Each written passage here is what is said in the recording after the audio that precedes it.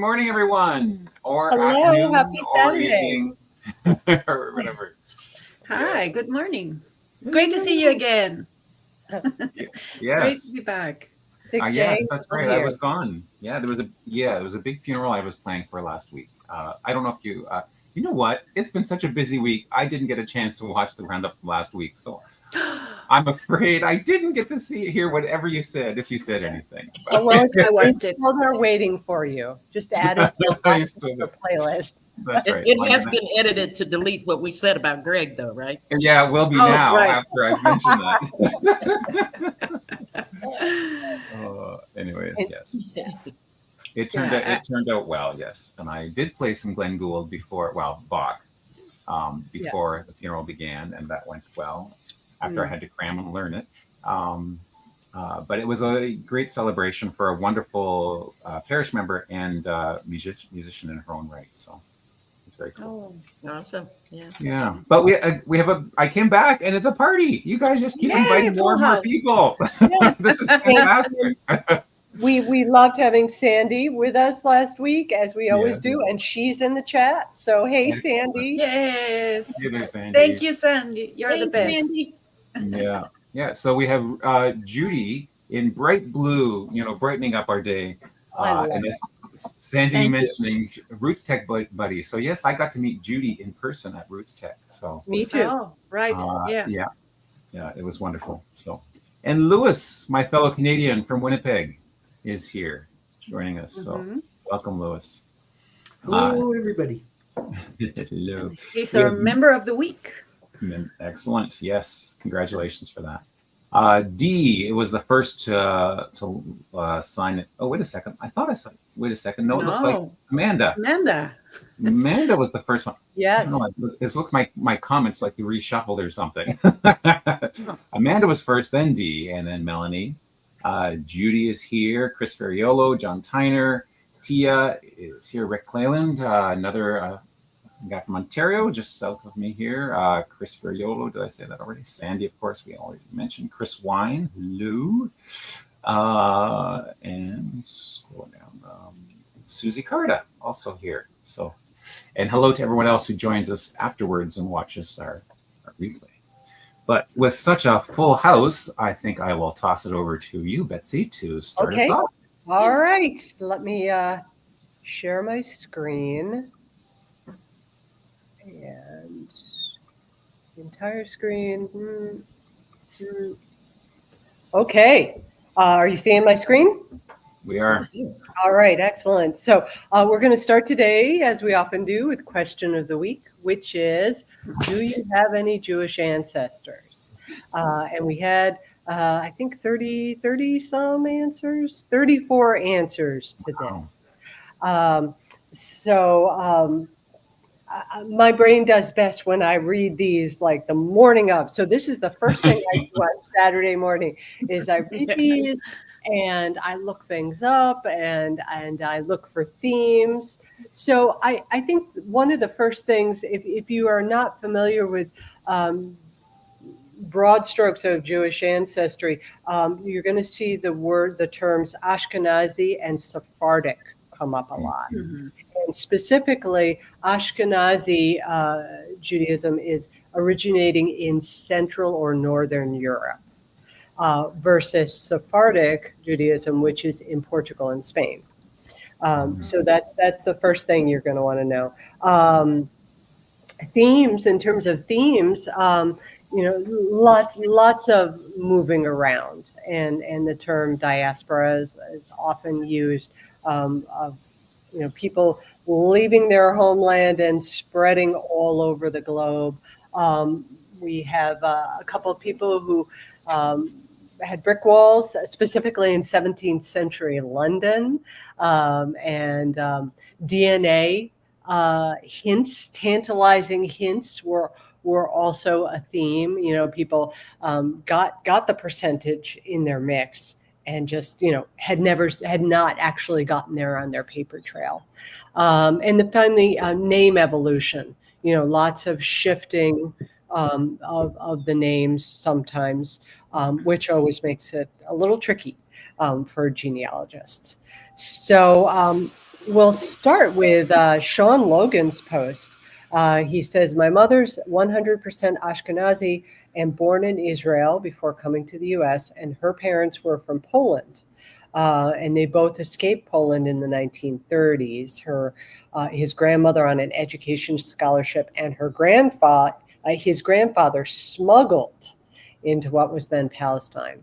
And he's working on a book about them and their relatives, and he shares a chapter with us on the book is on his grandfather and siblings. He says, sadly, 100% of their relatives that stayed in Poland perished in the Holocaust, which is tragic. He says, we're not sure how far they go back in Poland, but I explore those options in several chapters. I hope this helps. And so, Sean, thank you for sharing this. This is one of two things that I'm going to leave the tab open, and I want to read this. I know, I think Elaine, who's one of the co-leaders of Jewish Roots Project, read it and said it's a fantastic read. So thank you. Anne's not in the chat this morning, is she? Oh, I haven't seen her yet. No, she said she wasn't going to make it today. Oh, that's too bad. Well, we've heard, so as we know, sometimes a family is more than blood and genes, and we have our chosen family, and we've heard a lot about her best friend Barbara, whom she lost to cancer, and Barbara was Jewish, and Anne said she did a private free space page for Barbara's family, which I think is really, really, I'm sure they really appreciated that. Nice. I'm going to toss it over to Louis, who also has. I'm having a lot of trouble finding non-Jewish ancestors. Oh. Oh, you have no non-Jewish. Yes, non-Jewish. Right. And I just don't understand why. I DNA tested at about 6 different companies, and they all give me they have given me generally between 88 and 98% Ashkenazi Jewish. And the other little bits are various things from Swedish to Korean to Inuit. I am not sure how I get all those little portions sticking in there, but they are getting better. They are getting better. Ancestry finally moved me up to 100% in the last update. Interesting. I'm curious, what are the 6 companies you tested at? Family Tree DNA, Ancestry, MyHeritage, Living DNA. Where are the other 2? 23andMe. They might not even be around anymore. This was back about 6-7 years ago. I did upload to GEDmatch. I did a whole genome study at Dante Labs. Oh, wow. And I used that data to enhance my GEDmatch DNA. So when you did the whole genome study, did you get more cousins then? How drastic? No, you actually get fewer, because what you're doing is you're adding more SNPs, and right. you get more rejects than you get matches. Oh, that's interesting. Oh, okay. So you get fewer but better. Better. Oh, okay. Well, yeah. Well, that's worth it. I think those of us who are really into the DNA quest, are always keen to know about other companies that might be good. So. And endogamy is just terrible. It's horrible. Yeah. Can't do Leeds method, can't do clustering, can't do much. And once you get below 200 centimorgans, anything goes. You get people who you can't identify. They're not within 3rd or 4th cousins for sure. they're all over the board. They match on your mother's side, and they match on your father's side, and they match on both sides. Yeah. Okay. Wow. Well, thank you. Let's go now to Tony K. Tony was one of the brick walls. He had a third great grandmother on his mother's side, who was named Esther Solomon, born in the late 18th century in London.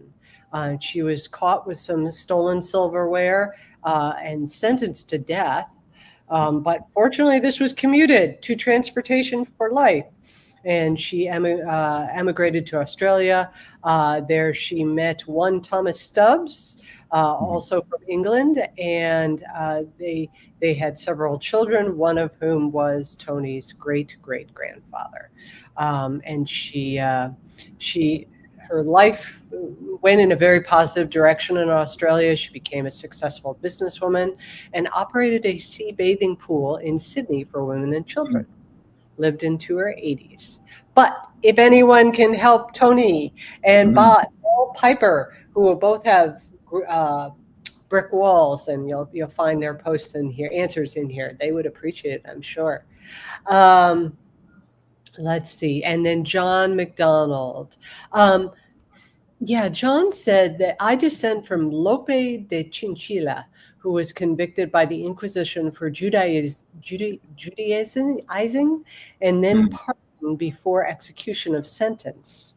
I had a grandson of the same name who was also convicted. He was subsequently cleared of the charges, but some 30 years after he had been, I guess, pardoned.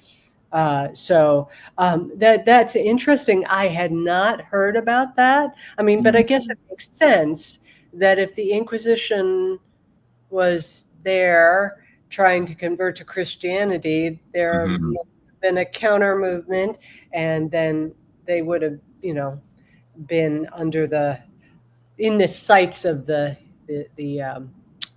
who were. What's the term? I'm losing the term for the. Proselytizing? Is that the one? No. Missionary? The people who went as part of the Inquisition. Someone will know. Oh, the Inquisitors. No. It'll come to me or to someone in the chat. So I guess he was Spanish, right? He was banished. Well, it says that he was sentenced to death, but then pardoned. So it doesn't. I did look at the profiles. It wasn't really clear to say what happened. Oh, no. I asked if he was Spanish from Spain. Oh, and he was. Yeah. I saw yes. That. Yeah. Yeah. Did I do okay with the name, Vicki? Did I say the name okay? 90%. I appreciate your honesty. Thank you. Would you say it's chinchilla. Yeah. With a G, okay. G sound. Okay. All right. I'll know for next time. Thank you. Virginia Peterson. And she and I actually are, I think, fourth or fifth cousins on a totally different line than what she's discussing here. And we've done some collaboration. She says that several years ago, a DNA research project established that my earliest Coriel ancestor in New Jersey was actually of Jewish descent. The prevailing theory for years was that the family was French Huguenot, but with no real evidence. And this is my second thing on my reading list. There was a, why am I not moving over? There we go. Okay, my computer was not responding. Do you now see this article? The surprising origins of the Coriel family. And so basically it's a whole proof about the fact that Abraham Coriel was really not French Huguenot, but Jewish instead. So it says his family that he was the forefather of in America grew to a large number of people, and Sephardic ancestry. So that is linked in Virginia's answer. And then we have L. Baggett. I'm 16 degrees from Steven Spielberg, who's one of our featured profiles this week. He and the inventor of the teddy bear are the only ones I'll believe are real because I connect them through my maternal grandfather, Clarence Young. And so she talks about, and she says, this comes as a shock because I descend from a boatload of Baptist preachers. Turns out Grandpa Young descends from the Jewish J-U-N-G. So here's an example of name changing. The Youngs of the Black Forest back in Germany. And then finally, our last one is from L. Perry, who says, my Jewish ancestor, born in 1823, is Herman Levinson. He came to New York City, according to family legend, from Poland after his mother died when he was 12. Sounds like I did a little reading around various sites. Elle has a nice biography on Find a Grave in particular. He stayed with an uncle in the city, worked very hard, became a teacher down in South Carolina, and eventually made his way to Texas and settled there, became a wealthy merchant, but the Civil War ruined him. He knew 7 languages. All his 7 children were all well educated. And Elle has some letters that he wrote in the war. He died in Toyah, Texas in 1900. So we have actually on his page, we have 2 photos. Nice. We always love photos. Wow. So there he is. And the second one. So thank you for sharing Herman with us, Al.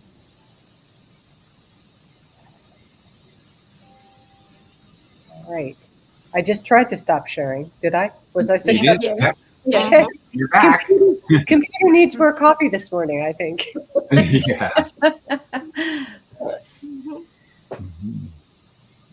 So who's next? May I follow with Certainly. Louis?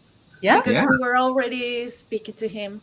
And well, Louis, he became a WikiTreeer in 2017, but he has a long history with genealogy, DNA. Did you know, Greg, he's a techie? He should be a part of your team. Yes. Of the techs. Yeah, because Louis developed some software and a web page, am I right, for DNA. So please tell us all about it. But it's all desktop software. That's the unfortunate thing. I have no skills in web-based software, which is what WikiTree uses. So what I can do with my Behold software, and I'm working on version 2, but it's taking a long time because the last few years, things like Genealogy and WikiTree got in the way. Funny how that is. No, say it isn't so. Genealogy is number 1. It puts everything at the back burner, including my programming. But I'm working on it. And what the program will do is read in your GEDCOM file and produce a report for you, which is fairly textual, very much like WikiTree biographies are. And one of the things that I'm doing in this new version is allowing it to export GEDCOM so that you can actually filter out part of your tree. Let's say you want to only export the living people, or you only want to export all the one branch, or you want to export all your ancestors or the ancestors of a person, or one of the little twigs I'm putting in, which I've gotten from WikiTree, is I'm also adding a connection count filter. So you can export all your CC up to CC7 into a GEDCOM file, and only the Nice. living ones if you want. Great. So that would make it easier for you to upload one of your files to WikiTree and import it through GEDCOM, because first of all, it'll probably be fewer than 5,000 people, which is the GEDCOM limit. And second, you won't have any deceased people, so you don't have to worry about that. And third, if it's all your CC7s, they'll all contribute to your CC7 count. And you'll know exactly how much you're doing, and you can Yes. concentrate on those people. Well, yeah, I found that funny in your interview, because you say it's interesting what WikiTree has been promoting about CC7, because you say now I no longer ignore the families of the spouses of my relatives. Yeah, that's a great motivation, and I also noticed that you're really into the gamification of things. So that's what got you hooked, right? Yes. And tell us of your story with genealogy. How did you get into be a genealogist? What got your interest when you were a child? Yeah, I was about 17, and my dad's cousin in the city here was having his aunt in from Los Angeles. So that would be my great aunt. And she came in, and a bunch of the family members came over too, and she started out drawing the Bronstein family tree with her and her 8 siblings beside her, and started talking about them all, and from that point on I was hooked. And unfortunately, I started in the days of computer cards and mainframes, when we didn't have our computers on our desks and our phones in our pockets. And so everything back then, some of you can't remember this, was on paper. An amazing device, actually, if you use paper. And we had to write everything down, and when we made a mistake, we'd have to copy it over and do it again. And finally, to relieve a little bit of that pain, in the 80s and 90s, we started getting personal computers, the IBM PC with its 32 megabytes of RAM. Yeah. And its 20 megabyte hard drive. Yeah. So there were very primitive genealogy programs back then. So I tried putting all my data into one of these programs. Everybody knows about Reunion. It's it's one of the top Mac programs now. But back then, they had a Mac and a PC version. And so I started using the PC version. I liked it because I found the data entry the most easiest thing about it. That's what I wanted to do. And I started entering my stuff into that program. And about 1986, they sold their Windows version to a company called Generations. To a company that renamed the program Generations. And they wanted to redevelop it, and they were doing a good job. I was a beta tester for a year and a half. And, back then, the beta tests, they'd send you a disc in the mail. Yeah. Because there still was no internet. And you'd get the disc, you'd make your comments. I think there was email. We were able to communicate email, but transfer big files back and forth. And it was going very well, and I loved the direction they were taking. And then, unfortunately, a big company, which is the parent of Ancestry, bought them out. They also bought out the program that now is Roots Magic. the guy who developed Roots Magic had a program beforehand. He bought his program out and he started Roots Magic from scratch. Bruce Busby, yeah.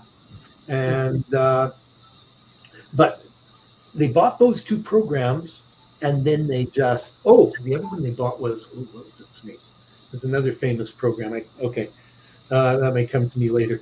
And they just discontinued the other three programs because they were big competitors to their own program, Family Tree Maker. Family Tree Maker. Yes. Yeah, my heritage. So they discontinued the other programs, and Family Tree Maker went on. Eventually, they sold Family Tree Maker. I guess that was about 7-8 years ago, I believe. And that's about right. To McKeith Software. Yeah, to McKeith. Yes. Yeah. And they're a Ukrainian company. Right. Oh. I hope you're okay. Yeah. I think it speaks well that you have tried almost every software there is about genealogy, and you stay with us. So you know your thing, and also you have tried every DNA. So I guess you'd be a lot of help for other users, for other WikiTreeers who are looking maybe for I don't know, a decision about their DNA test, or even software. Well, I did go on the genealogy convention circuit during the 2010s, and I talked at maybe a dozen different conferences all over the world, and that was a lot of fun, meeting people and spending time with people. And then, of course, COVID came and that broke everything up, and virtualness started happening. Right. One of the reasons why WikiTree is so good, even though I have my main tree on MyHeritage, and I have an auxiliary tree on Ancestry, and I've got copies of my trees elsewhere and have people up elsewhere on other trees, the one thing that we have at WikiTree that the others don't have is what we're doing right now. It's the interaction and camaraderie, and heck, the YouTube channel has like 4 or 5 things a week. You've got all your contests going on and your competitions, and you turn WikiTree into it's like a video game. Right. I'm shooting you all. I'm adding profiles instead. That's funny. Yeah. I really like profiles than you do. Yeah. Yeah, I really loved what you said about gamification. I can see you're a game player. And tell us a little about your connection with the theme of this week, about your Jewish connection and Ukraine and Romania. Tell us a little about your roots. Oh, well, so my 4 grandparents and my wife's 4 grandparents all emigrated from Eastern Europe, either Romania or Ukraine, to Winnipeg. Okay. Wow. All to Winnipeg. All 8 of them came to Winnipeg between 1900 and 1930. Okay. So I have to concentrate on Eastern Europe. Well, not just Eastern Europe, but basically the part of Russia that's now Ukraine and what's Romania, and actually a fairly small area of Romania as well. And all that work I did since my great aunt drew her tree when I was 17. As many people as I collected over all those years was nothing compared to what happened since 2016. Oh. That was when Eastern Europe records started becoming available. They started going into the archives in Ukraine and Romania and scanning the records. And they're all in Russian and Romanian And there's no way a person like you or me could go through those not knowing the language and find our specific ancestors in any of those records, because we wouldn't know how to read and find them amongst the records. So they had researchers available who were offering their services, who knew a specific town or had a specific set of records. And between 2016 and about 2022, I collected probably I from these researchers.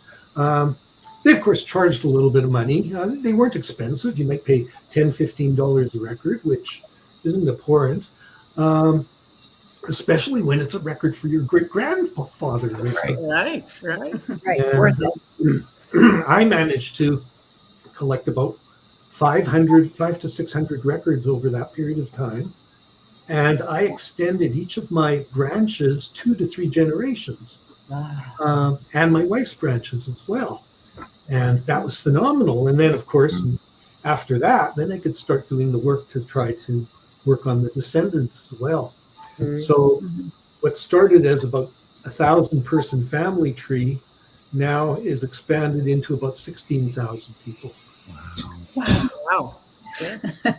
That's amazing. Amazing. Yeah. Wow. Great work. Luis, just to wrap up, we've had please stay with us. Let your wife sleep. Let your wife sleep longer and stay with us, because I want to highlight something that you said in your interview. You said you're amazed with what Chris Whedon has built and how it has grown into its own community. That's the value of WikiTree. I feel it's what makes us different from other platforms or software. And you say WikiTree has so many great offerings through its various thons, challenges, and symposiums. There's a professional Wiki team directing a multitude of dedicated volunteers that keep the ball rolling. There's active discussions on G2G, Discord, Zoom, and YouTube. Talented volunteer programmers have built an amazing suite of tools that work with WikiTree. And you say, how can one not be inspired? So I think that's a perfect way to wrap up this interview. So thank you, Luis, for your contributions as a WikiTreeer, and congrats again for being member of the week. Yes, congratulations.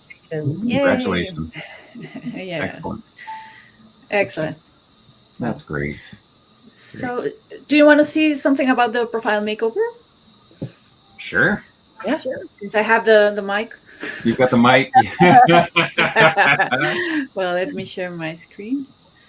Yeah, I saw last week you didn't show anything about the profile makeover, and that's a luck for me because we have not much to show. But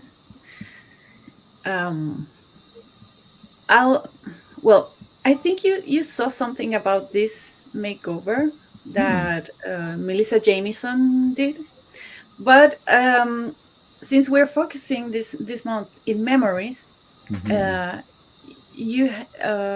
Sandy read.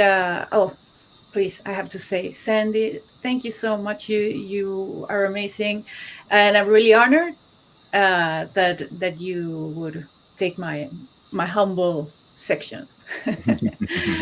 And Sandy showed this profile that had memories about Melissa Jamieson's she's her great grandmother. Yes.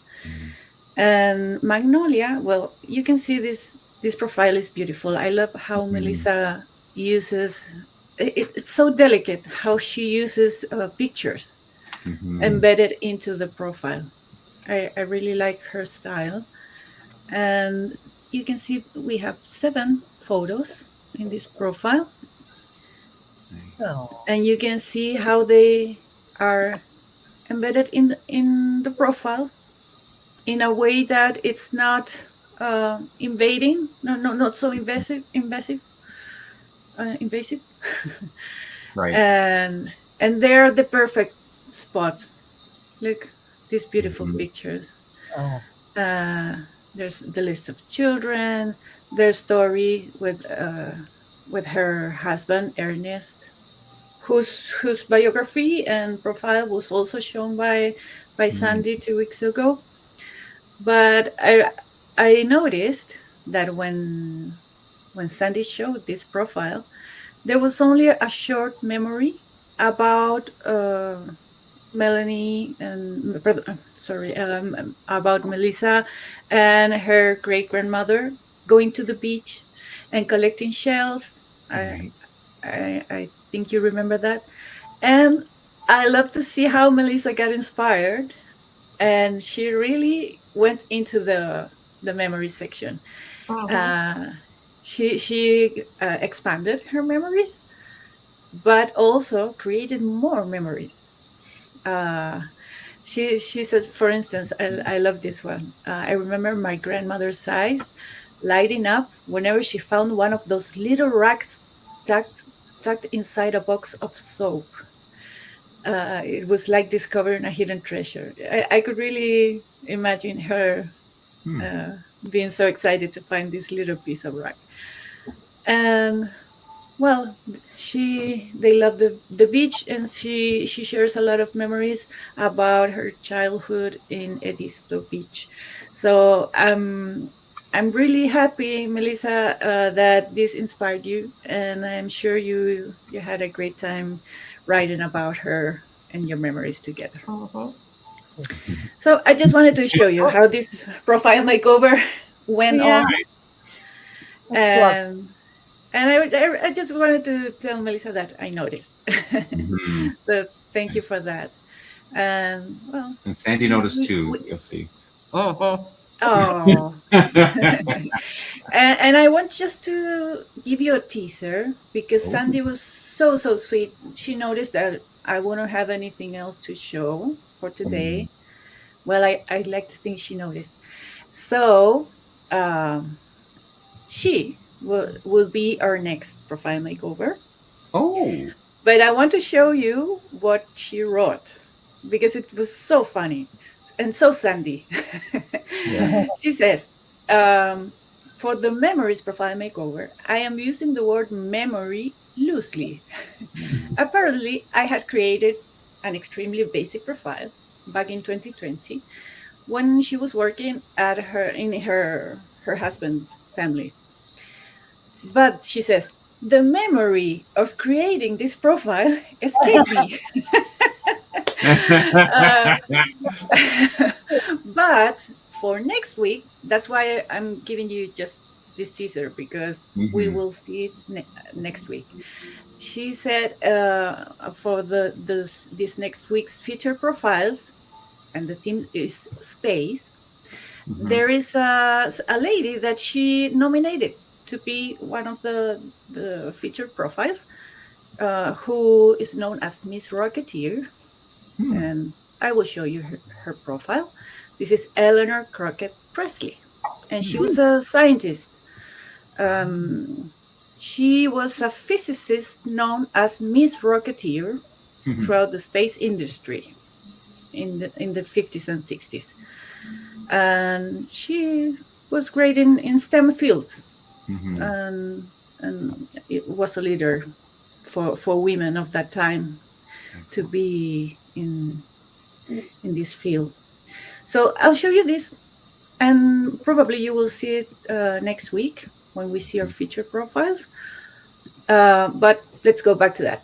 Well, uh, Miss Rocketeer is related to Sandy because, or from the grandfather. The grandfather of Miss Mhm. Rocketeer is related with her husband. So she stumbled on the grandfather, who's William Lawrence Presley, and she did the makeover of that profile. Mm. So that was great, and I'll show you that next week, so we can connect with the Teaser. space thing. She said I couldn't leave his profile in that sad shape, So she started to research him. And she says, the power of WikiTree, connection checkers, and my husband's unworked family line. Okay, so that's a teaser for next week. Thank you again, Sandy. I don't know if I can thank you enough. So, well, that was the profile makeover. Excellent. Yeah. Great. And please, you're still on time if you want to share your memories and do a little, give some dashes of love for any of your close ancestors and share your memories. We'll still have time. Nice. Mhm. Denise, Yeah, I guess I'm up next. you're up next. Well, Who's sitting next to you there? well, sitting next to me, I guess, is Judy Bramlage. Mhm. Judy in her beautiful blue. Judy is the project lead for the Alabama Challenge. But first, I want to explain how we got to the Alabama Challenge, even though this is Jewish Roots Week. Mhm. One of the co-leaders on the Alabama Challenge is Elaine Martzin. Mm. And Elaine is also the project leader for the Jewish Roots Project. She even mentioned Lewis Kessler in one of her responses to me Mhm. when I asked her questions about DNA and how DNA testing is used to help identify the Jewish folks. What I'll do is, because I gave, before I get to Judy, I want to share a little bit about Elaine, who obviously couldn't be with us today. This is a Saturday. So this Right. is, usually she's in the synagogue on Saturday. And it just so happens this week she's also under the weather. So it took a lot out of her to send these responses. So I just wanted to share them.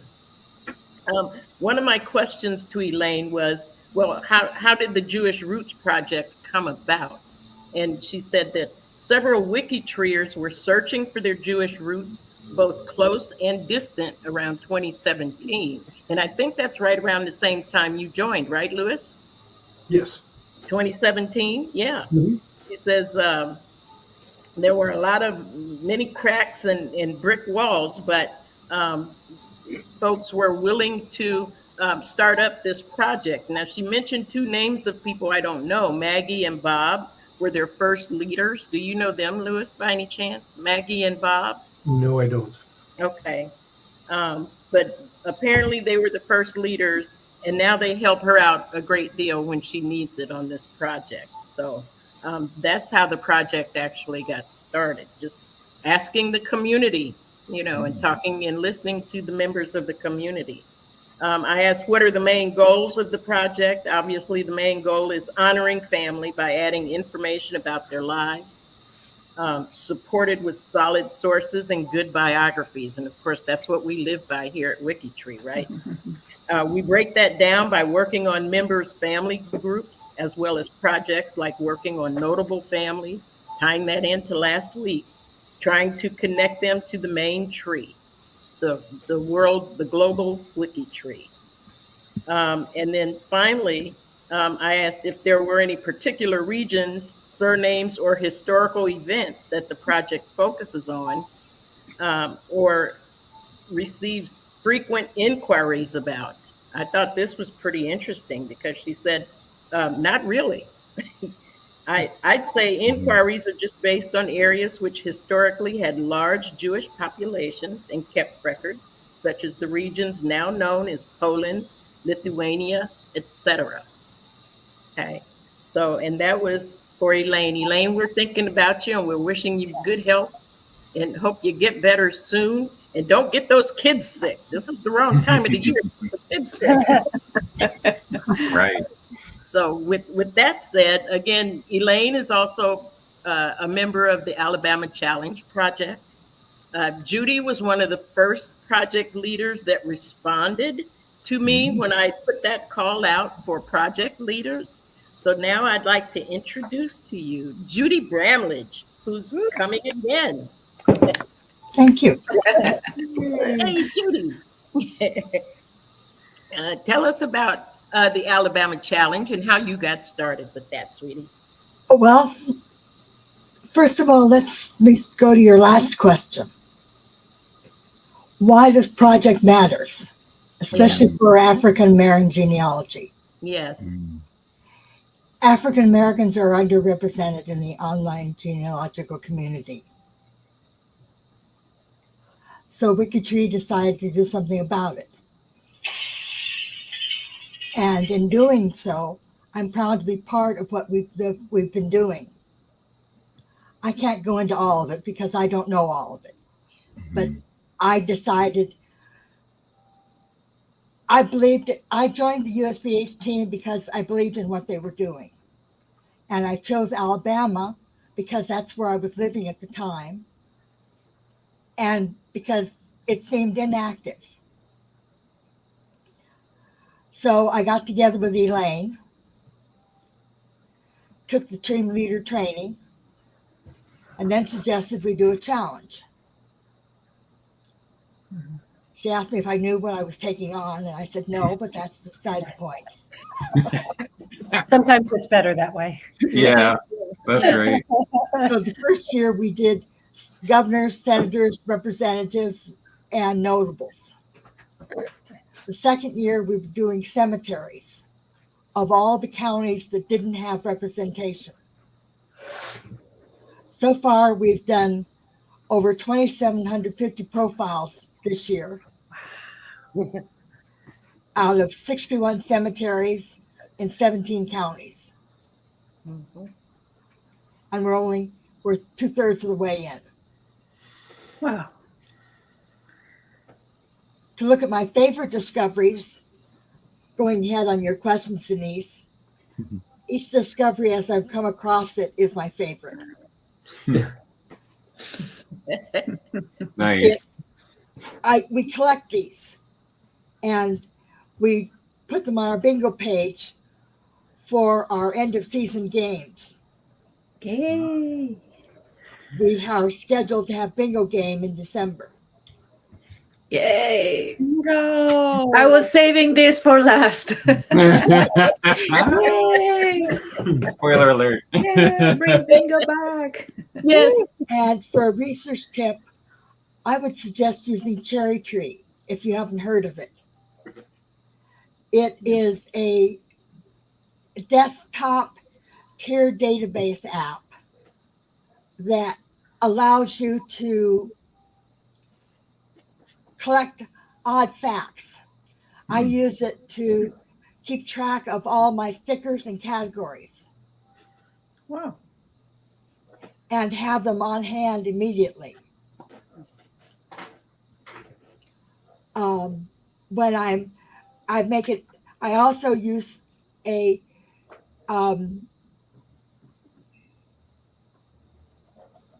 research sorcerer with its new tool to get a profile moved from Find a Grave over to the profile page, and then go using Cherry Tree for the categories and stickers.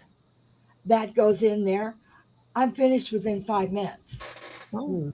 Wow. And I don't do much typing. And where do we find this Cherry Tree thing? Yeah, I have it available. Let me bring up Cherry Tree. I look up in Cherry Tree for where it is. Is it cherrytreejeans.com? No, it's not. That's a different one. That's a different one. It is on Softronic. Here's, I have to put it, I don't know if I can put this or not. Oops. I cut it instead of pasted it. Cut it instead of copied it. How do I get into the chat when I'm not in it? You want to share your screen? No. Okay. well, Is it something about lineage? No. Here, I'll try putting it in. Wait a minute. Here, Is this the address? it's Didn't they want me to sign in and everything else. It's https Mhm. // cherrytree.en.softonic softonic.com. Okay. For the Apple, it's https // I found GitLab it. Yeah, I found it. Great. GitLab.com // Dehesse DEHESSELLE /cherrytree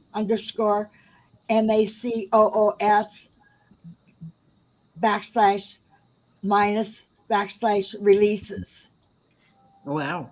and delete, then download the ex86.dmg file. Yeah, I found it. It's a free program to save notes.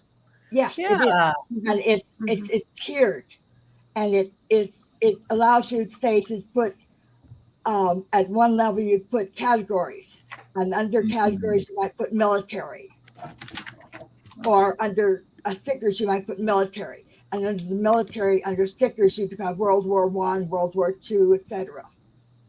Great. And it makes it very easy to organize Interesting. and keep track of them as you go. Great. Awesome. Anyway, Great. that's one of the things I use. And then Great. it that's about it. All right. That's awesome. And of course, a lot of you probably remember Judy from back in February when she was the WikiTreeer of the week. Yeah. Yeah. Yeah. Of course. So she's a regular visitor, and she's always targeted as a wonderful WikiTreeer. And we're pleased to have her on the U.S. Black Heritage Project and working on the Alabama Challenge. She's moving that right along. I keep in touch. I go to the monthly meetings just to Excellent. see if she needs me to do anything, but she's got it handled and got things moving. That's Thank right. you, Judy. You get strange looks from people when you ask for the sheriff's office for the county coroner. And then you ask the county coroner for the black cemeteries in the county. Yeah, I can imagine. Go right to the source. Eh? Yeah.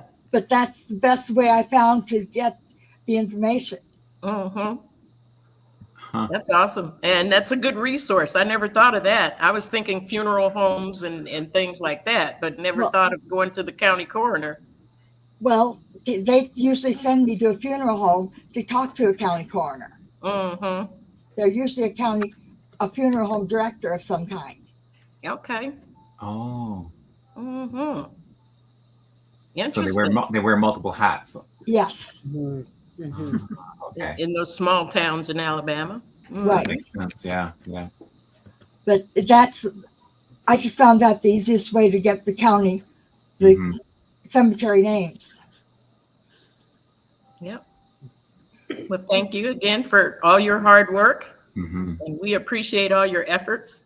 If anyone is interested in joining the Alabama Challenge, again, you do not have to be a member of the U.S. Black Heritage Project. Mm-hmm. But if you just like something challenging, reach out to Judy to help her out with the Alabama Challenge. And we have a full instruction sheet on what to do, including all the categories and stickers to be used and the conditions for them. Nice. Awesome. Great.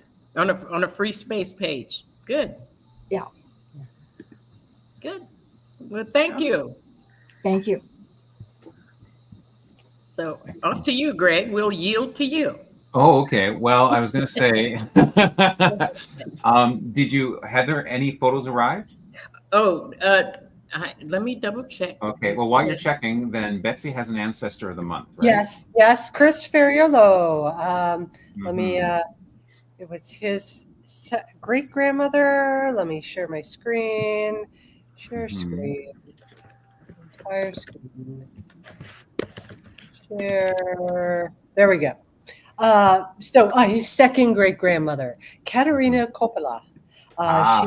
Yes. So her link to August is that her birthday anniversary is coming up on August 28th. And she was born in Calabria in the town of San Pietro Amaida. And so anyone who knows Chris, has gotten to know Chris, knows that, he's got deep roots in Italy. But his branch had emigrated to the United States and settled in Haverhill, Massachusetts. So he has a one-place study about Haverhill. So the two branches of the family were separated by an ocean, but it sounds like they stayed very connected.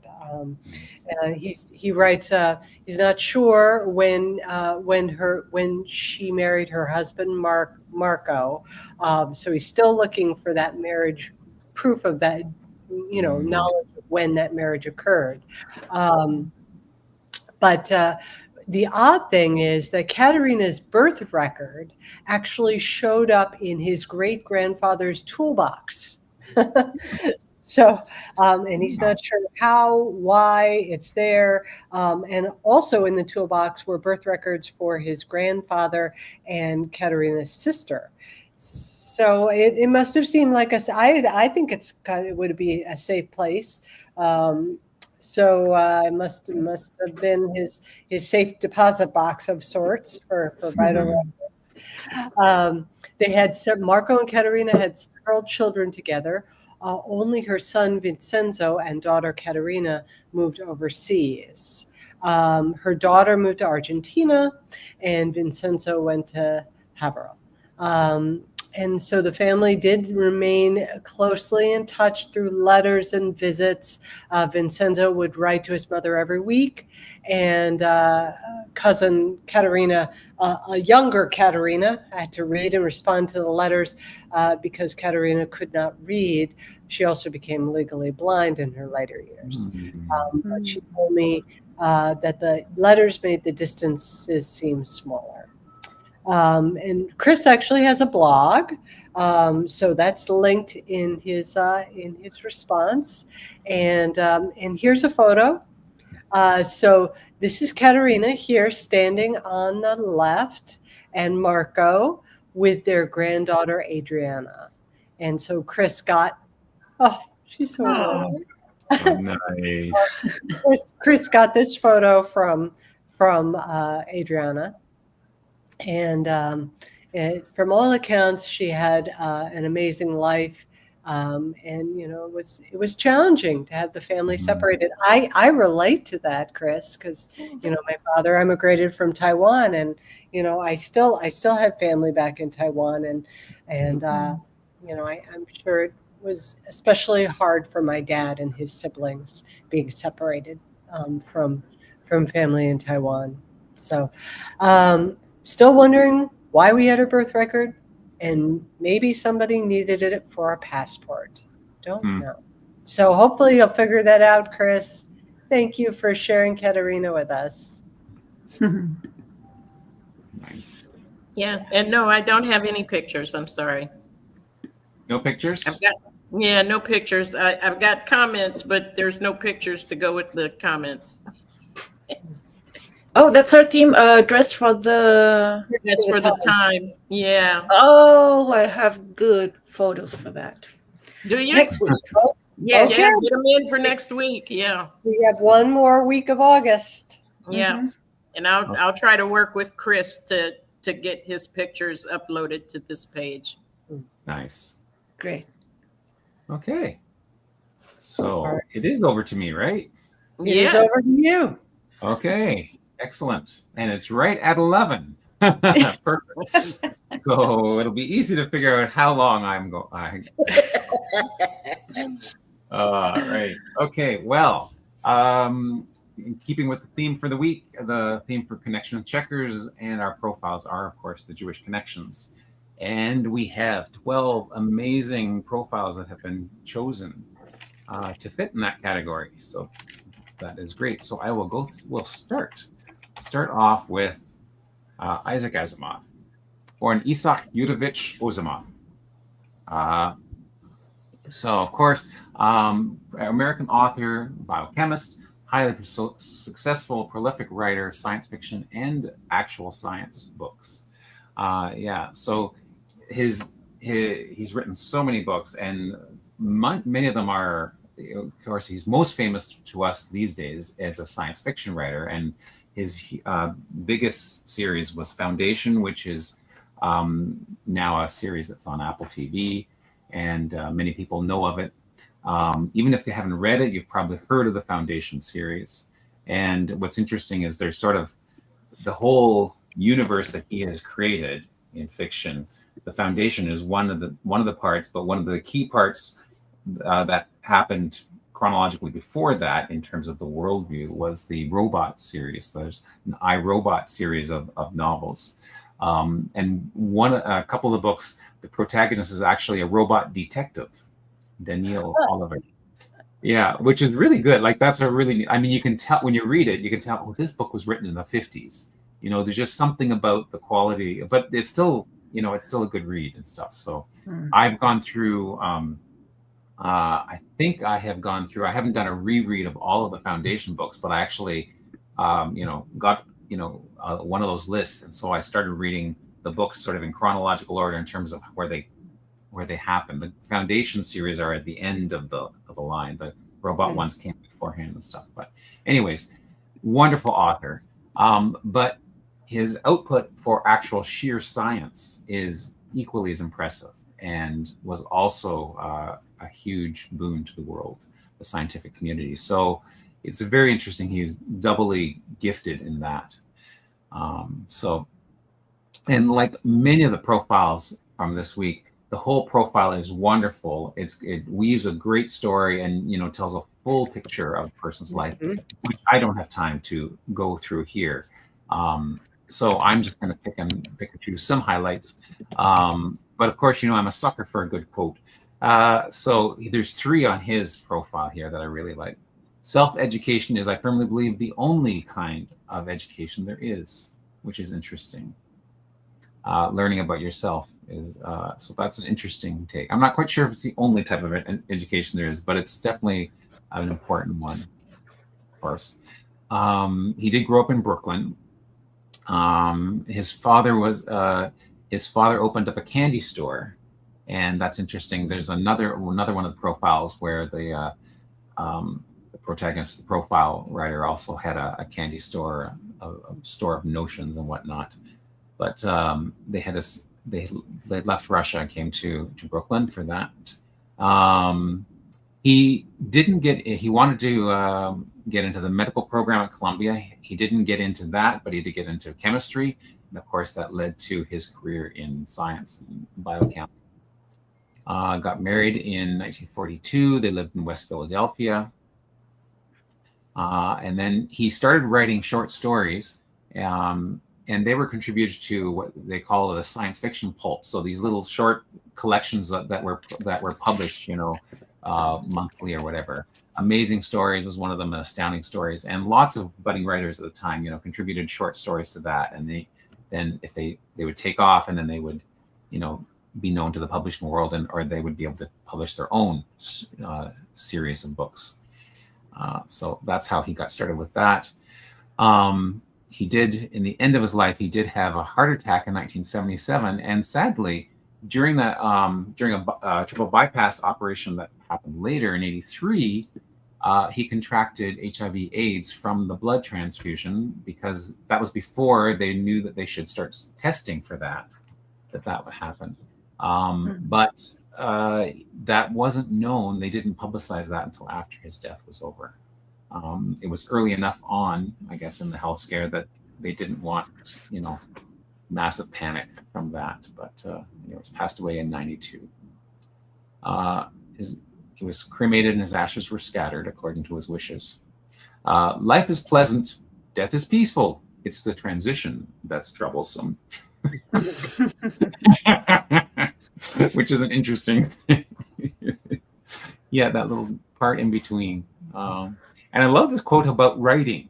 Writing to me is just simply thinking through my fingers. I love that too. I love that too. And I'm thinking that I'm one of the, I'm right with him. Sometimes I feel like I'm processing my thoughts as I'm composing an email or writing a profile or doing that stuff. So I definitely can see that. So interesting. If you look at may I add? I want to sure? add something. Okay. Sorry, he was the honorary vice president of Mensa International for 15 years. Oh, neat. And you can see in I think it's not mentioned in the biography, but it's in the categories. And categories, yeah. Oh, he's yeah, in the it's Mensa there. categories.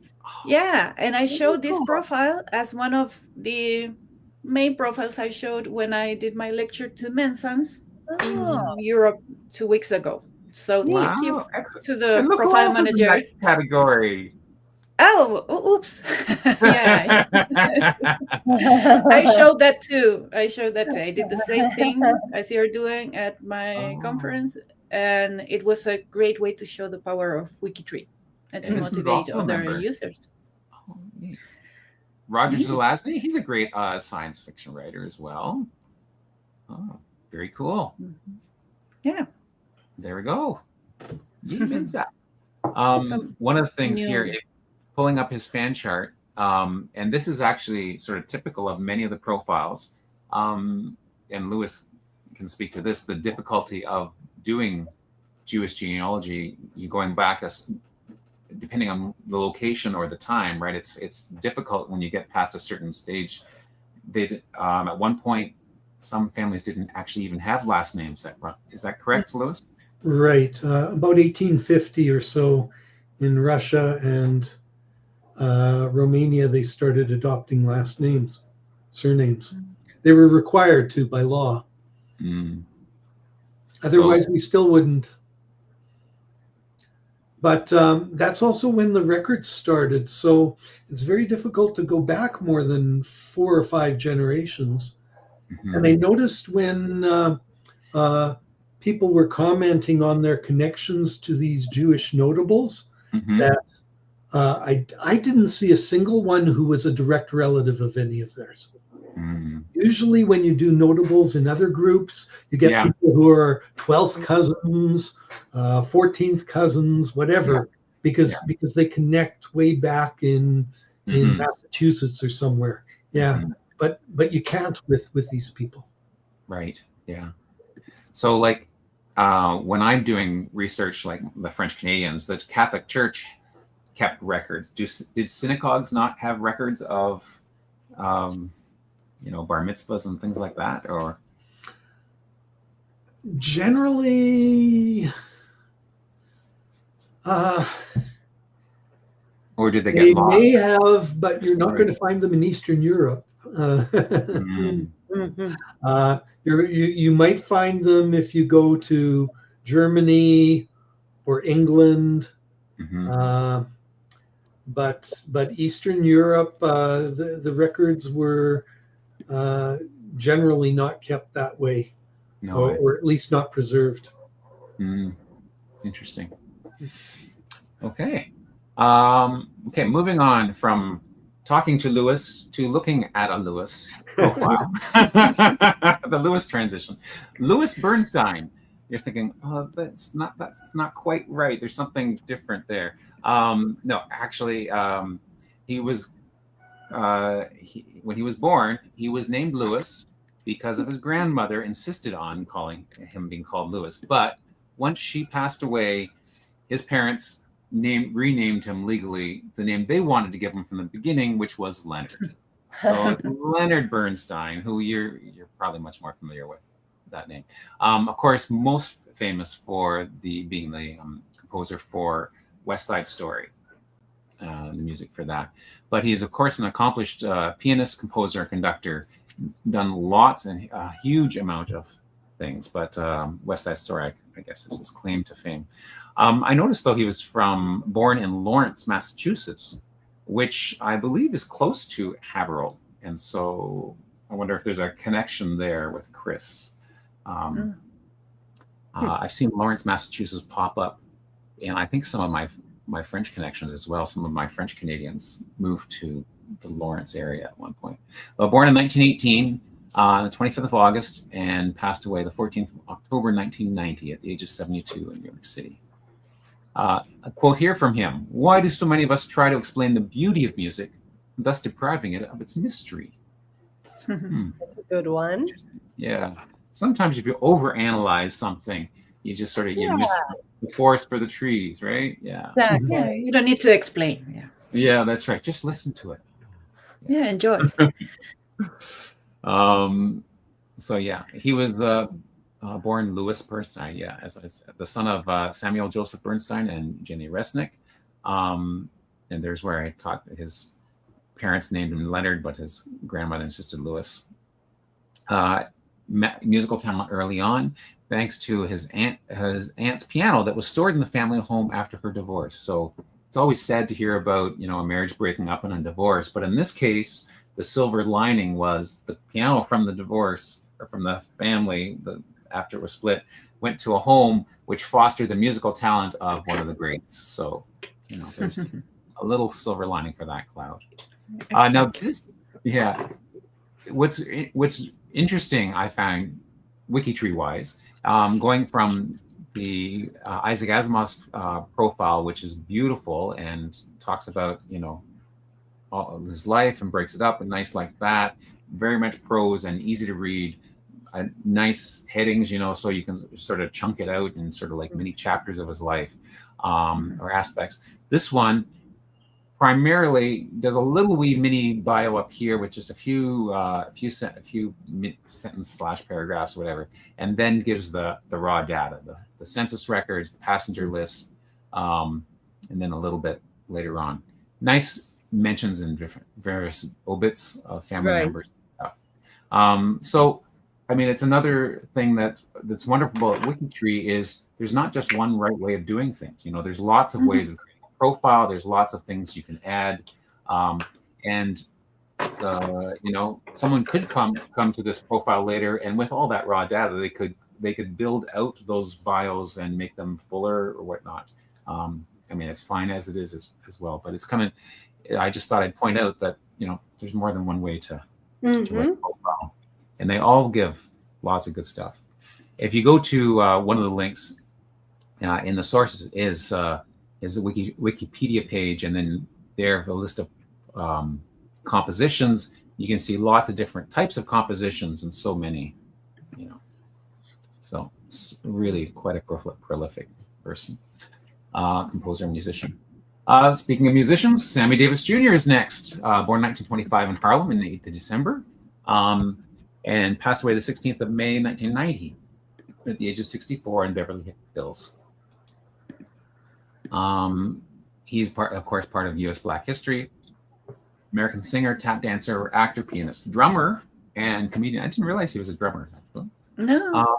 Part of the Rat Pack, along with Frank Sinatra and Dean Martin, with whom he starred in several movies. Son of Samuel Davis and Elvira Sanchez. His parents were both vaudevillians, of course, acted on the stage in vaudeville acts. And so for the first few years of his life, while they toured around and did their vaudeville act, his paternal grandmother, Rosa, looked after him. Then when he was 3, the family split. His sisters went with his mother, and he stayed with his father. He eventually got into the army, and he performed during the army. Went to different bases. Worked with his father's group, which was a trio. Went on to Broadway. Did in the Rat Pack movie Ocean's 11. So before the more recent Ocean's 11 film, there was an original one with the Rat Pack. Which I haven't seen, but I'm curious to go back to it because I really did enjoy that movie. Yeah. I haven't seen the original.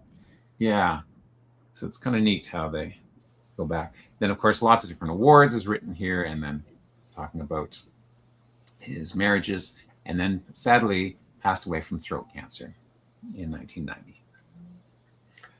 Then we have watch him all the time on the Dean Martin show. Oh, Dean Martin. Yeah, that's right. I remember the Dean Martin show. Yeah, briefly. I mean, I was younger when it was on.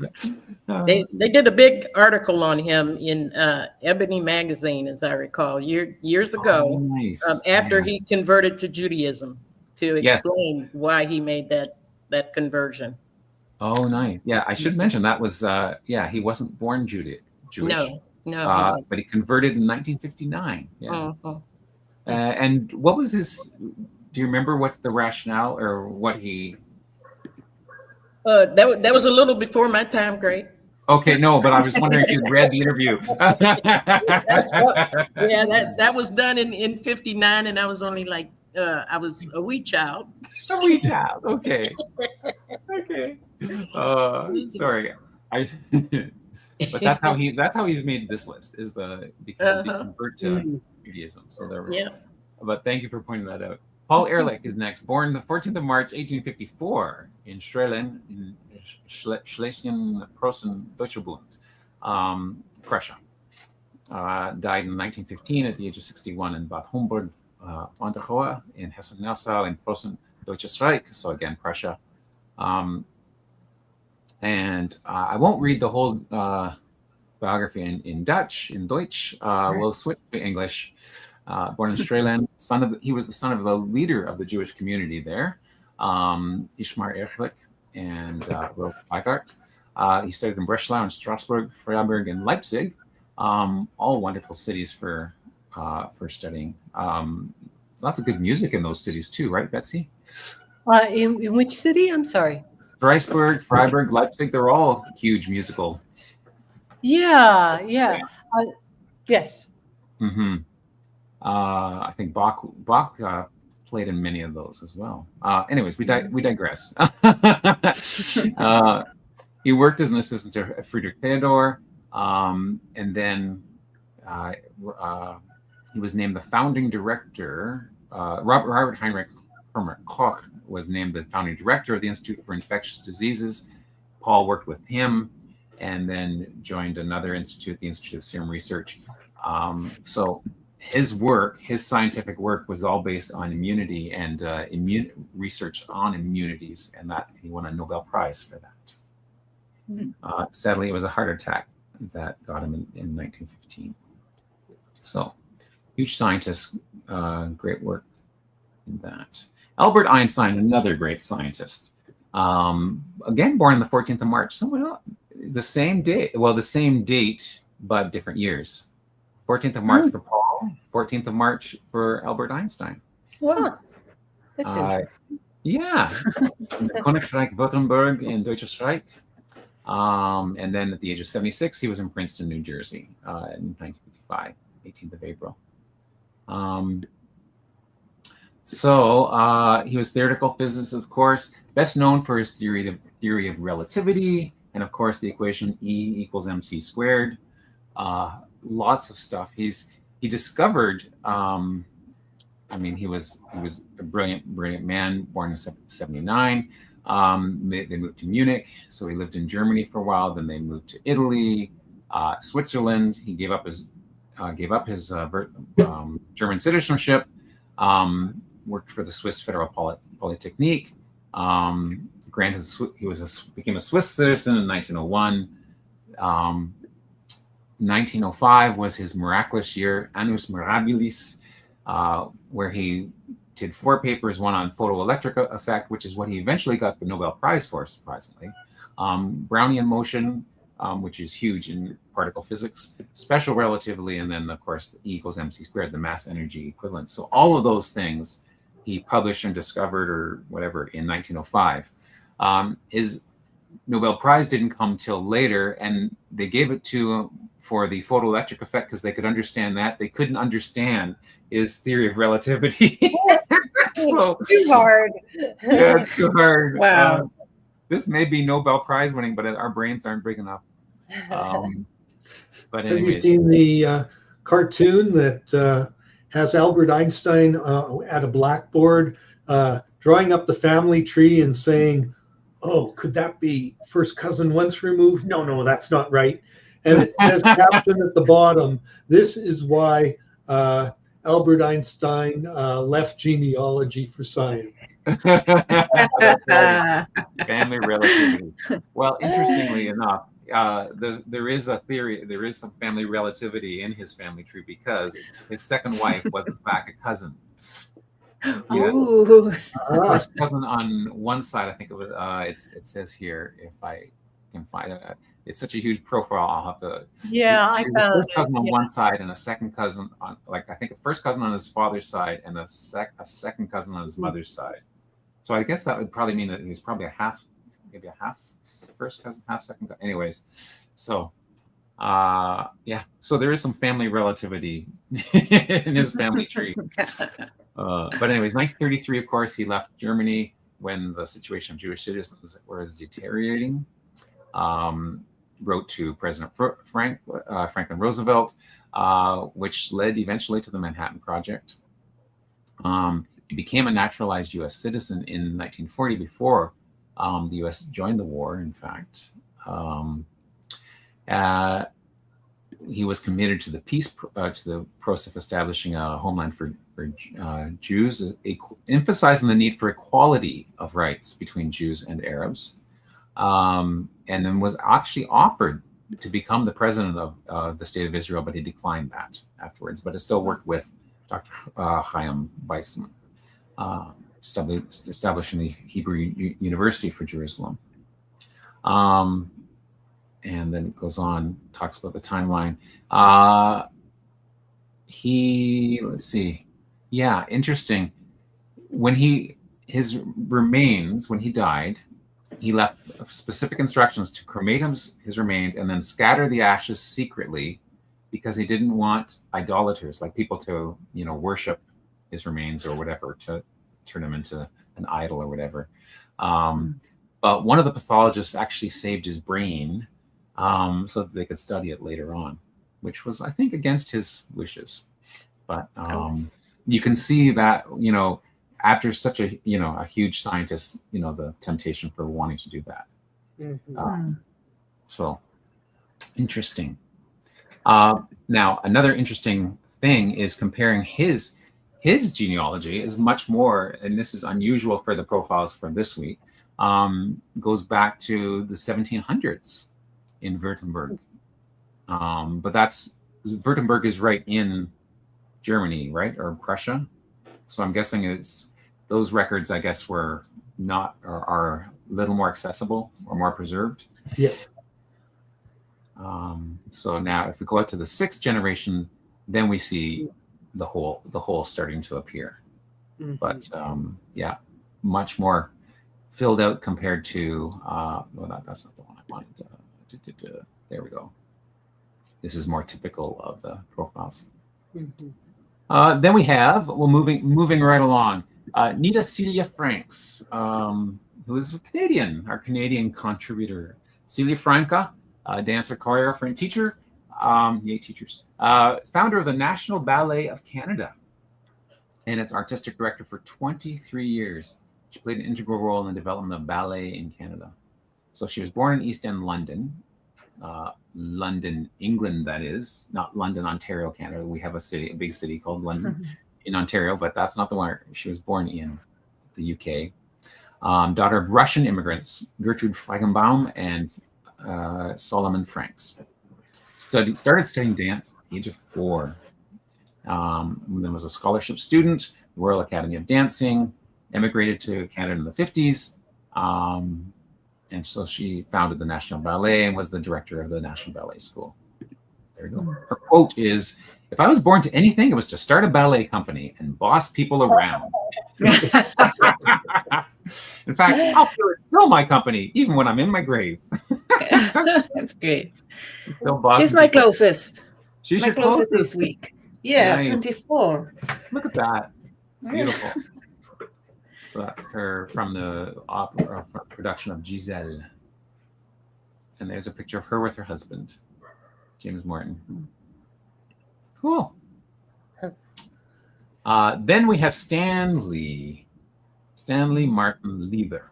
Lieber was his parents' last name. Got shortened to Lee. Born on 20th of December 1922 in New York City.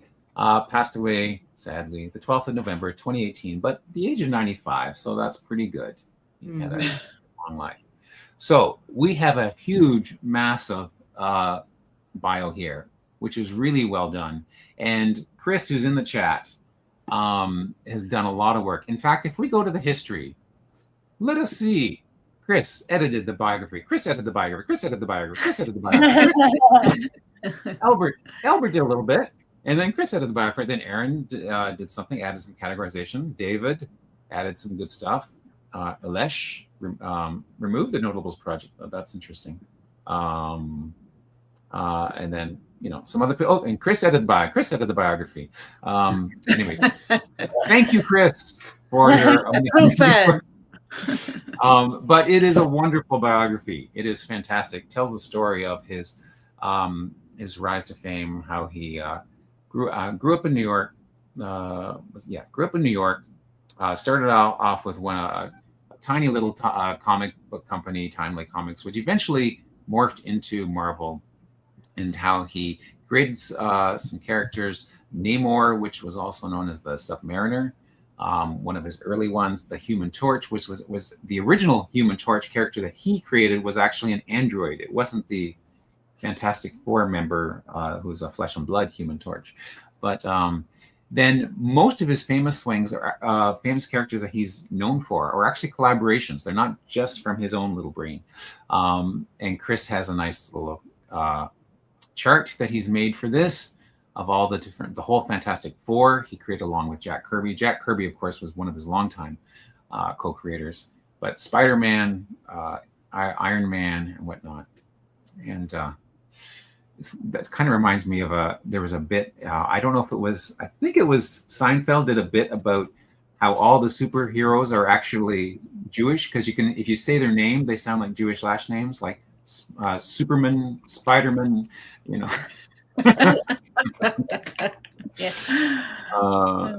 Anyways, wonderful profile, and I invite you all to read it because it talks about, gives a wonderful outline of his life and his contributions, which are amazing to the world of comics and literature and film. And thank you, Chris, for all of your work on making this such a wonderful profile.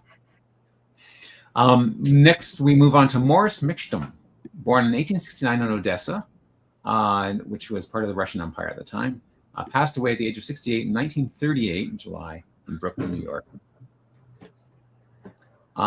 So his claim to fame is he invented the teddy bear. So the stuffed animal that we all know and love, the teddy bear, he was actually an inventor of it. And you think, what do you mean? How could someone have invented something as iconic as a teddy bear? Isn't that something a toy or a stuffed animal that's been around forever? No, apparently not. So he grew up. He and his wife actually. They were the ones the other profile was talking about. They had a little shop. They sold notions, candies, and other penny items. So they had a little little convenience store, basically, sort of. But at night, they pursued their hobby, which they loved doing, which was making stuffed animals. So that was sort of their passion on the side, and they'd give it out to family members and whatnot. Mm-hmm. And Vicki, one of the things that I love about this profile is it uses the technique that you've talked about a lot on, the profile challenges. The contextual research? Yes, they added the context of the age and what was going on at the time, throughout. And so it's really well done. And one of the things, and in this case, it's really important because one of the things that was going on was the president was Theodore Roosevelt. And at one point he went on a 5-day bear hunt. So, okay, great, sure. Presidents liked hunting back then, so he did that, and that was covered by the press. Well, at one point, you can look at this little cartoon here. There was a cartoon that was made famous because one of the things he found when he was on the bear hunt, there was this little bear cub, but he refused to shoot it. And so that captured, their imagination. The cartoonist did this little cartoon, and the Morris Morris and his wife were captured by that as well, and so they decided to make a stuffed animal that looked like this cartoon. And So clever. then they presented it to the president, and he loved it. And then he started outfitting the White House with these stuffed animals, and they morphed it a little bit to look from exactly like the cartoon to the more traditional one. And here's a picture of the very first one. Cool. Yeah. Oh. So, That's great, because I was wondering why a teddy bear? Why there's no teddy dog? Teddy that's right. elephant? So There's a it's from story to it. Yeah. So because his name was Teddy Roosevelt, or like Theodore Roosevelt is his official name, but he, people called him Teddy Right. Roosevelt. And it was initially called Teddy's Bear, like the bear that belonged to Teddy, right? So it was Teddy's Bear originally. But then people have just shortened that to just Teddy Bear. Originally, it was called the Teddy's Bear. And anyways, it became really, the whole concept of the teddy bear or Teddy's Bear became famous. And of course, the theme of the song, the Teddy Bear Picnic, right? You go out in the woods today.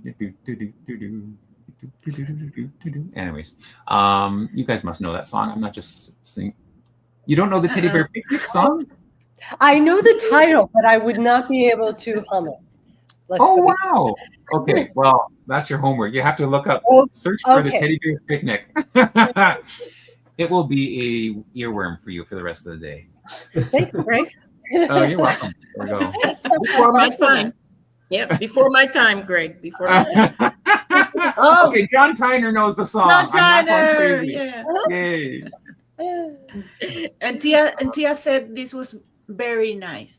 Very nice. Oh, that's great. Okay. The next great profile, Leonard Nimoy. Live long and prosper. Well, he did live fairly long, 83. Born in 1931, 26th of March in Boston. Passed away, sadly, 10 years ago, 27th of February, 2015 in Los Angeles. American actor, writer, director, and photographer. Best known, of course, for his role as Spock in the Star Trek TV show and series of movies. Actually got 3 Emmy Award nominations for that. Born in Boston, Massachusetts, his parents were both Yiddish-speaking Jewish immigrants from Isyalislav in Ukraine. Interesting, his last name, Nimoy, means person who cannot speak in the Russian language, which is interesting because he obviously could speak. But he grew up with that, and he could speak and read Yiddish when he grew up. Served as a member of the United States Army Reserve, and then got a special discharge as a sergeant. Of course, his files were destroyed along with many others in 1973 in the major fire at the Personnel Records Center in St. Louis, and died result of COPD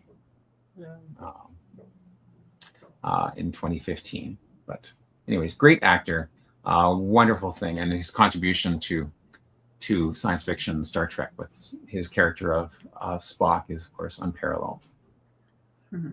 Moving on, Walter Winchell, born in 87, 7th of April, 1897 in New York City, passed away the 20th of February, 1972 in Los Angeles. He was a journalist, an actor, a tap dancer, veteran television narrator, and filled many more shoes in the 1930s to the 60s in the United States. Born of Jewish immigrants, Jacob Winchell and Jenny Baxt, lived in Manhattan with his family. Interesting, he spells his last name with 2 L's, but that extra L was actually a mistake on a theater marquee. And I guess once it was there in lights, it had to stay. So there we go. Yeah, so he spent 2 years of service. Lots of these people did actually do service in the military, in the Navy this time. He returned to vaudeville when he was done, and also narrator of the show The Untouchables. There you go. And buried in Arizona. There's a picture of him there. We have Maya Rudolph, famous actress, born in the 70s, still alive, of course, with us today, doing lots of stuff. American comedian, actor, and singer. Maya Kamira Rudolph, born in Gainesville, Florida, daughter of a Lithuanian Jewish composer, Dick Rudolph, and a legendary singer-songwriter, Minnie Riperton. Yes. Mm-hmm. Sadly, her mother died of breast cancer just 2 weeks before her 7th birthday. So she lost her mom really young. That's sad. Yeah. She actually studied photography at the University of California, but joined a comedy troupe that eventually got scouted for Saturday Night Live, and of course did lots of stuff there for, I think, about 7 years. Portrayed Beyonce, Oprah, Charo, lots of characters. And then, of course, went on to TV fame, did a lot of stuff. Russian Doll, Poker Face. Currently on Apple TV, there's a show called Loot that she's doing. And her most recent thing, so you can go to her IMDb page to see lots of stuff. Her most recent thing is this show called The Second Best Hospital in the Galaxy. At least it's the top of the most recent listed in IMDb, which looks very interesting.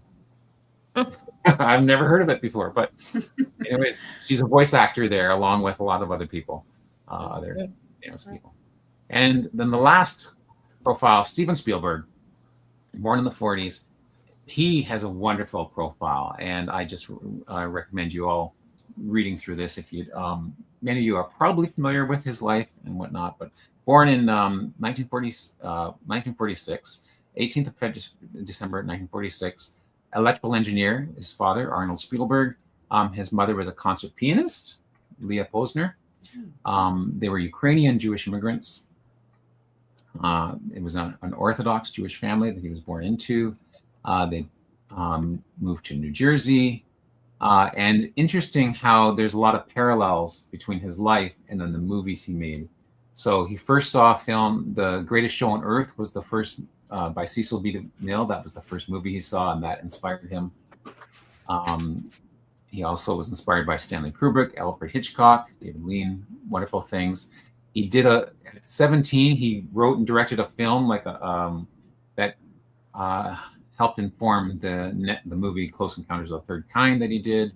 He was often alone, and that inspired or was fuel for and made up an imaginary friend, which sort of fueled the E.T. story. You're going to need a bigger boat.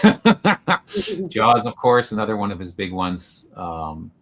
Indiana Jones, Saving Private Ryan. Wonderful stuff here. And of course, the profile writers said, you can't just go through all of them because there's just too many good ones to list. And of course, then legacy for, he left a lot of huge legacy. And then of course, Schindler's List, one of his classics. Just gets you right there. Wonderful filmmaker and huge benefit to film and lots of stuff. So there you go. There are your profiles of the week. Great. Awesome job. Very fun. Yeah, and again, of course, it took a while. So I thought I was going through them quickly, but no, I did not. Oh well, here we are. So what's happening this week? Let's see. The social media calendar shows that for this week coming up, we have a Q&A tomorrow. Is that right? Yes, there's a member Q&A tomorrow, 11 in the morning Eastern time. Excellent. Okay. So please join that. If you're a newt or you just want to ask questions, you don't always have to be a newt to join, correct? That's correct. Right, exactly. And I should have said this two times ago. Denise is our new co-host on the member Q&As. Excellent. Wow. We are thrilled to have her. Congrats. That's Thank fantastic. you. That's fantastic. Great. Every time I've watched the Q&A, I learn something new. Because you don't have to be a new member to learn. There's always a new trick or a good tip. So That's excellent. Exactly. That's great. So question of the week, we already know it's going to be about aviators. Are there any aviators in your tree? That's very cool. First name study, or the one name studies, will be Coiler this week. We will have on Monday, the calendars, the Mondays, and we move that row up a bit. Anyway, but Monday night at 6 p.m. Eastern Daylight Time, I'll be hosting actually a Tech Talk Zoom. So again, everyone is welcome to join and ask any techie questions you want about tree apps, about browser extensions, about anything about WikiTree that you're having you have any questions or concerns about, or want to know how to do something, or WikiTree Plus, anything like that. Any questions you have, come and ask us. I'll have Kay, Rob will be joining me, and Riel Schmidt will be showing off one of his new tree apps that just got into the tree apps this week. So come and join us for that. Then Space will be the Connection Checkers theme for this coming week. Burlington, Wisconsin, One Place Study. The project will be Magna Carta. And then the Hollywood Walk of Fame will be in the Hall of Fame on Friday. And of course, we'll be back here on Saturday, as always, for the roundup. And there are your themes for the different things. Chris also updates the blog and the blogosphere. So there we have it. Anything else that we should mention before we let people go? Yeah, for Behind the Branches, I'm looking for a project. We've got the Magna Carta. We've got a lot of stuff going on with space and aviation. So I'm looking for a project leader to come out and share the information about your project. Reach out to me. Yeah. Great. Fantastic. Well, I'd like to thank everyone who's joined us today. Yes. My fellow leads here on camera, and also everyone who's stuck with us in the chat. It's already Sunday morning for people in Australia and New Zealand, so thank you for staying 2 days on the line with us. Yes, that is quite the dedication on your part. So, but anyways, have a great rest of the day or beginning of the day, depending on where you are in the world and whatnot. And wonderful weekend. And we will see you next week. Have a great time. Have a great Bye, weekend. everyone. Yes. Thanks See again. you. See you. Thanks, Louis. Thanks, Bye. Judy, for joining us. Bye.